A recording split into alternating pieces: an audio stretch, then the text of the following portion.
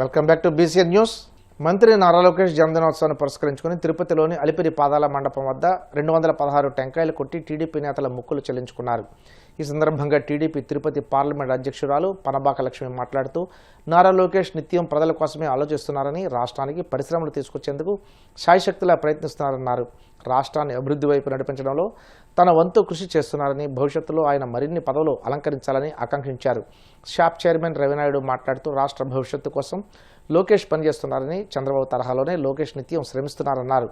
కుటుంబాన్ని సహితం ప్రక్కన పెట్టి పుట్టినరోజున కూడా యువతకు ఉద్యోగ ఉపాధి అవకాశాలను కల్పించేందుకు దావోసులో శాయశక్తిలా ప్రయత్నిస్తున్నారని అన్నారు. ఈ రాష్ట్రాన్ని అభివృద్ధి పదంలోకి తీసుకెళ్లాలా, యువతకు ఉద్యోగ అవకాశాలు కల్పించాలా, ఒక భద్రత కలిగించాలా అని ఆలోచన కలిగిన వ్యక్తి, యువ నాయకుడు, ముఖ్యమంత్రి వర్యులు మా నారా లోకేష్ బాబు గారి యొక్క 43వ జన్మదిన సందర్భంగా మేమందరము ఈ రోజున స్వామివారికి కొబ్బరికాయలు కొట్టి ఈ రాష్ట్రాన్ని అన్ని విధాలా ముందుకు తీసుకెళ్లాలా, ప్రపంచ పటంలో మన రాష్ట్రాన్ని ప్రత్యేకంగా చూపించాలని ఆ తండ్రి కొడుకులు ఎంతో కష్టపడి కృషి చేస్తున్నారు. వారిద్దరికీ ఆశీర్వాదం ఇవ్వండి, వారి కుటుంబాన్ని చల్లగా కాపాడండి అని చెప్పని మేమందరము కొబ్బరికాయలు కొట్టి ఇక్కడ ఉన్నటువంటి నాయకులు, తెలుగుదేశం కుటుంబ సభ్యులందరూ ఆ వెంకటేశ్వర స్వామిని ఆయన పాదాల దగ్గర ఈరోజు మేము ప్రార్థించుకోవడం జరిగింది. ప్రతి ఒక్కళ్ళు వాళ్ళ ఇంట్లో పండగలాగా ఈ రోజున మా తెలుగుదేశం కుటుంబ సభ్యులందరూ వచ్చి ఈ కార్యక్రమంలో పాల్గొన్నారు. ఈ రాష్ట్రాన్ని మరింతగా అభివృద్ధి చేయడానికే దావోస్లోకి వెళ్ళి వారి అనేకమైనటువంటి పరిశ్రమలు కూడా తీసుకురావడం మీరందరూ పేపర్లో చూస్తూ ఉన్నారు. అటువంటి వారికి మంచి ఆయురారోగ్యాలు ప్రసాదించాలని భగవంతుని కోరుకుంటాం. నందమూరి తారక రామారావు గారి మనవడిగా, స్వర్ణాంద సృష్టికర్త నారా చంద్రబాబు నాయుడు గారి తనయుడిగా, భావితరాలకి నాయకుడిగా నారా లోకేష్ గారి జన్మదిన శుభాకాంక్షలు తిరుపతి నుంచి తెలియజేసుకుంటున్నాం.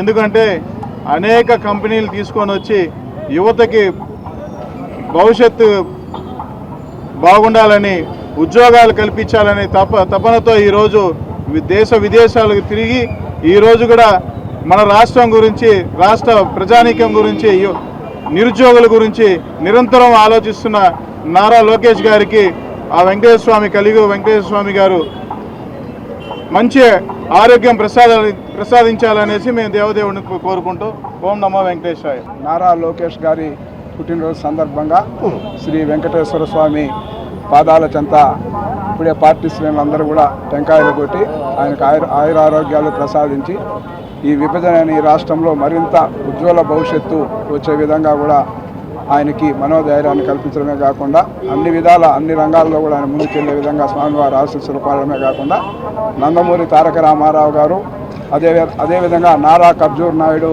మనవడిగా ఆయన ఒక పక్క చూస్తే ఎన్టీ రామారావు, ఇంకొక పక్క చూస్తే శ్రామిక దీనికి ఒక మార్గా కష్టాన్ని నమ్ముకున్న వ్యక్తులు ఎవరైనా అందరికీ తెలుసు. నారావారిపల్లిలో ఖర్జూర్ నాయుడు గారు కానీ, అమ్మన్నమ్మ గారు కానీ, ముఖ్యమంత్రి తన కుమారుడైనా కూడా అక్కడ అందరికీ అందుబాటులో ఉండి సామాన్య జీవనాన్ని గడిపిన వ్యక్తులు వాళ్ళంతా కూడా. అలాంటి వారి ఆశయాలకు ముందుకు తీసుకెళ్లడమే కాకుండా సాక్షాత్తు ఏదైతే నారా చంద్రబాబు నాయుడు గారు ప్రపంచవ్యాప్తంగా కూడా మన్నలను పొంది అభివృద్ధిలో అగ్రగామిగా ఉమ్మడి ఆంధ్రప్రదేశ్ కానీ, విభజన ఆంధ్రప్రదేశ్ను కానీ ముందుకు తీసుకెళ్తూ ఈరోజు అనేక రంగాల్లో కూడా అనేక మంది ప్రశంసలు అందుకోవడమే కాకుండా ఈరోజు ఏ విధంగా పరిపాలన కొనసాగుతుందో చూస్తాను. అత్యున్నతమైన పదవిలో రావాలని కూడా స్వామివారి ఆశీస్సులు ఉండాలని కూడా మనస్ఫూర్తిగా కోరుకుంటూ సెలవు తీసుకుంటాం.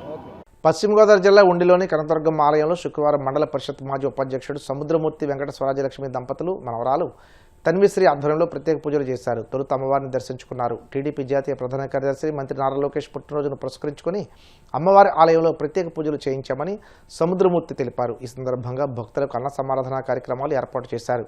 ఈ కార్యక్రమంలో మండల టీడీపీ అధ్యక్షుడు కరిమెరక నాగరాజు, గ్రామ తెలుగుదేశం పార్టీ అధ్యక్షుడు కాగిత బుజ్జి, గుండాబోతుల ఎద్దు, కర్రి శ్రీను, రూతుకళ, పెద్దింటి నాగలక్ష్మి, వివిధ శాఖల అధికారులు, కూటమి నాయకులు పాల్గొన్నారు. కనకదుర్గమ్మ వారి ఆలయం వద్ద అన్న సమారాధన జరుగుతుంది. దీనికి మన నారా చంద్రబాబు నాయుడు గారు అబ్బాయి లోకేష్ గారి పుట్టినరోజు సందర్భంగా ఈ కార్యక్రమం చేస్తున్నాను. నా పేరు ఒరే సముద్రమూర్తి వెంకట స్వరాజ్యలక్ష్మి. ఇలాగా అన్న సమారాధన చేయడానికి రఘురామకృష్ణరాజు గారు, RRR గారు, ఎమ్మెల్యే గారికి ధన్యవాదాలు తెలుపుకుంటున్నాను.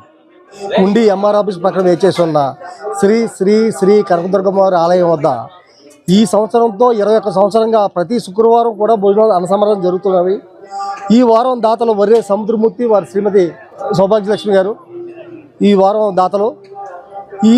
వచ్చే నెల ఫిబ్రవరి 15వ తారీఖున మహాశివరాత్రి రోజున ఈ ఆలయం వరకు బేస్మెంట్ వరకు అయ్యింది. నేల బేస్మెంట్ అది. ఈ ఫిబ్రవరి 15 మహాశివరాత్రి రోజున శిల్పాలతో పని మొదలవుతుంది. కావున 50 మంది భక్తులు ఇచ్చేసి అమ్మవారి తీర్థప్రసాదం స్వీకరించవలసిందిగా కోరుచున్నాం. సిరిసిల్ల మున్సిపల్ ఎన్నికల్లో గులాబీ జెండానే ఎగరబోతుందని బీఆర్ఎస్ వర్కింగ్ ప్రెసిడెంట్ కేటీఆర్ ధీమా వ్యక్తం చేశారు. తెలంగాణ భవన్లో సిరిసిల్ల మున్సిపల్ ఎన్నికలపై వార్డుల ఇన్ఛార్జీలతో నిర్వహించిన సమావేశంలో కీలక దిశానిర్దేశం చేశారు. మెజారిటీ కాదు, అన్ని వార్డులు గెలవడమే లక్ష్యంగా బీఆర్ఎస్ ముందుకు వెళ్లాలని స్పష్టం చేశారు. సిరిసిల్ల ఒకప్పుడు ఎలా ఉందో, బీఆర్ఎస్ పాలనలో ఎలా అభివృద్ధి చెందిందో ప్రజలకు స్పష్టంగా వివరించాలని కేటీఆర్ సూచించారు. ఈ సందర్భంగా కాంగ్రెస్ ప్రభుత్వంపై తీవ్ర విమర్శలు చేశారు. జిల్లాల పునర్విభజన పేరుతో గందరగోళం సృష్టిస్తున్నారని, రాజన్న సిరిసిల్ల జిల్లాను ఎత్తివేయాలనే కుట్రలో సీఎం రేవంత్ రెడ్డి ఉన్నారని ఆరోపించారు. నాయకులు అదేవిధంగా కరీంనగర్ నుంచి కూడా వచ్చిన కొంతమంది మిత్రులతో మరి రాష్ట్రంలో మున్సిపల్ ఎన్నికలు రాబోతున్న ఈ తరుణంలో మనం ఏ రకమైన ఆలోచనతో ముందుకు పోవాలి, ఏ రకంగా సిరిసిల్లలో గతం నుంచి గెలిచి వస్తున్న పద్ధతుల్లోనే మనం ముందుకు సాగాలి అని చెప్పి నిన్న రాత్రి నుంచి కూడా సమాలోచనలు చేసుకుంటా ఉన్నాం, మీటింగ్ పెట్టుకున్నాం. చాలా కాన్ఫిడెంట్గా మా వాళ్ళందరూ చెప్తున్న మాట ఏమంటే 100కు 100% ఇటు సిరిసిల్ల అదేవిధంగా అటు కరీంనగర్ కార్పొరేషన్తో సహా మరి ఉమ్మడి కరీంనగర్ జిల్లాలోని అన్ని మున్సిపాలిటీల్లో కూడా మంచి అవకాశాలు ఉన్నాయి. తప్పకుండా బీఆర్ఎస్ మంచి విజయం సాధిస్తుంది అని చెప్పి మా సహచరులందరూ కూడా అభిప్రాయపడ్డారు. అట్లాగే వార్డు బై వార్డు కూడా రివ్యూ చేసుకుని ఎక్కడెక్కడ మన బలం ఉన్నది, ఎక్కడెక్కడ ఏ రకంగా ఉన్నాము, ఎక్కడెక్కడ పోటీదారులు ఎక్కువ ఉన్నారు, ఇవన్నీ కూడా మాట్లాడుకున్నాం. ఒకటి మాత్రం స్పష్టంగా కనబడతా ఉన్నది, ముమ్మాటికి మొన్న పంచాయతీ ఎన్నికల్లో ఎట్లాంటి ఫలితాలైతే సాధించామో అంతకు మించిన అంతకు మెరుగైన ఫలితాలే మళ్లీ వస్తాయనే విశ్వాసం మా పార్టీ నాయకత్వంలో తొణికిసలాడుతున్నది. అందరూ కూడా చాలా కాన్ఫిడెంట్గా ఉన్నారు, తప్పకుండా మంచి రిజల్ట్ వస్తుందని. నాకు ఇంకొక మాట కూడా అర్థమైంది. ఇవాళ ఈ ప్రభుత్వం పంచాయతీ ఎన్నికల తర్వాత మేము అనుకున్నాం జిల్లా పరిషత్ ఎన్నికలు పెడతారేమో అని, కానీ ఇవాళ వీళ్ళ వైఖరి చూస్తూ ఉంటే కేవలం జిల్లా పరిషత్ ఎన్నికలు పెట్టకుండా, ఎందుకంటే పరాభవం తప్పదు, ఓటమి తప్పదని అర్థమైపోయింది. అందుకే వారు ఏం చేస్తున్నారు, జిల్లాలను ఏదో మేమేదో గతంలో అశాస్త్రీయంగా చేసినామంట, అందుకే జిల్లాల కోసం జిల్లాల మరి ఏర్పాటు పైన అధ్యయనం చేయడానికి రిటైర్డ్ జడ్జి గారి నేతృత్వంలో ఏదో కమిషన్ వేస్తున్నామని చెప్పి వారు చెప్తా ఉన్నారు. దీని వెనకాల ఉన్న ఎజెండా స్పష్టంగా కనబడతా ఉంది.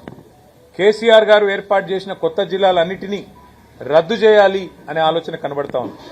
రాజన్న సిరిసిల్ల జిల్లా గాని, పెద్దపల్లి జిల్లా గాని, జగిత్యాల జిల్లా గాని, ఉమ్మడి కరీంనగర్లో ఏర్పాటు చేసిన 3 కొత్త జిల్లాల్ని కూడా రద్దు చేయాలనే కుట్ర ఈ ప్రభుత్వం చేస్తున్నట్టుగా మాకు అర్థమవుతున్నది. దాంతోపాటు జిల్లా పరిషత్ ఎన్నికలు పెట్టకుండా తప్పించుకోవాలనే ఒక ఎత్తుగడ కూడా ఈ కమిషన్ ఏర్పాటు వెనకాల ఉన్నట్టుగా మాకు అర్థమవుతా ఉంది. నేను రేవంత్ రెడ్డి గారిని, ఆయన ప్రభుత్వాన్ని ఒకటే హెచ్చరిస్తా ఉన్నా. మొన్న ఆల్రెడీ నేను మహబూబ్ నగర్లో చెప్పినా, మళ్లీ వాళ్ళ సిరిసిల్లలో చెప్తున్నా. కేసీఆర్ గారు పరిపాలనా సౌలభ్యం కోసం అధికార వికేంద్రీకరణలో భాగంగా ప్రజలకు ఎంత సన్నిహితంగా అధికారులుంటే అంత లాభం జరుగుతుంది అని ఆలోచించి వారి సౌలభ్యం కోసం ఎక్కడో గంభీరావుపేటలో ఉండే వాళ్ళు కరీంనగర్ పోవాలి అంటే దాదాపు 90-100 కిలోమీటర్ల దూరం. అలాంటి పరిస్థితి నుండి సన్నిహితంగా ప్రజలకు అత్యంత సన్నిహితంగా జిల్లా కార్యాలయాలు, జిల్లా అధికారులను, జిల్లా యంత్రాంగాన్ని ఇక్కడ ఏర్పాటు చేస్తే మరి మీరేమో దాన్ని తొలగిస్తాము, ఇది అశాస్త్రీయంగా ఉంది అంటే మరి ప్రజల చేతుల్లో మీకు పరాభవం తప్పదు, ప్రజల చేతుల్లో కాంగ్రెస్ పార్టీకి చావు దెబ్బ తప్పదు. ఇట్లాంటి తుగ్లక్ పనులు మానుకోమని చెప్పి రేవంత్ రెడ్డి గారికి నేను విజ్ఞప్తి చేస్తా ఉన్నాను. మీరు చేయగలిగితే మంచి చేయండి, చేయగలిగితే మేలు చేయండి. కేసీఆర్ గారు చేసిన దానికంటే ఎక్కువ ప్రయత్నం చేయండి. మీరు చేయలేని పనులు కేసీఆర్ గారు చేసినారు. తాండాలను గ్రామ పంచాయతీలు చేస్తామని మీరు మాటిచ్చారు, 30 ఏళ్ల కింద మాటిచ్చారు, మీరు చేయలేదు. కానీ అదే మా నాయకుడు కేసీఆర్ గారు ఇచ్చిన మాట అనుగుణంగా వారు పూర్తిగా ఇచ్చిన మాట నిలబెట్టుకుంటూ బ్రహ్మాండంగా మరి తాండాలను గ్రామ పంచాయతీలు చేశారు, గిరిజన గూడలను గ్రామ పంచాయతీలు చేశారు, కొత్త మండలాలు ఏర్పాటు చేసినారు. వార్తలు ముగించే ముందు ముఖ్యాంశాలు మరోసారి. దావోస్ రౌండ్ టేబుల్ సమావేశంలో పాల్గొన్న మంత్రి నారా లోకేష్ 2035 నాటికి ఏపీని డే జీరో రెడీ స్టేట్గా మారడమే లక్ష్యమని స్పష్టం. విజయవాడలో హోంమంత్రి అనితను కుటుంబ సమేతంగా కలిసిన కానిస్టేబుల్ జయశాంతి, పోలీసు కుటుంబాలకు కూటమి ప్రభుత్వం అండగా ఉంటుందని హామీ. అరసవల్లి రథసప్తమి వేడుకలకు వచ్చే భక్తులకు ఎలాంటి అసౌకర్యం కలగకుండా అన్ని శాఖలు సమన్వయంతో పనిచేయాలి, అధికారులను ఆదేశించిన మంత్రి అచ్చెన్నాయుడు. సిరిసిల్ల మున్సిపల్ ఎన్నికల్లో గులాబీ జెండానే ఎగురుతుందన్న కేటీఆర్, అన్ని వార్డులను గెలవడమే లక్ష్యంగా ముందుకు వెళ్లాలని శ్రేణులకు పిలుపు. ఈ వార్తలు ఇంతటితో సమాప్తం. మరిన్ని వార్తల కోసం BCN digital YouTube channel, Facebook page follow అవ్వండి. అప్డేట్ వార్తల కోసం ప్లీజ్ సబ్స్క్రైబ్.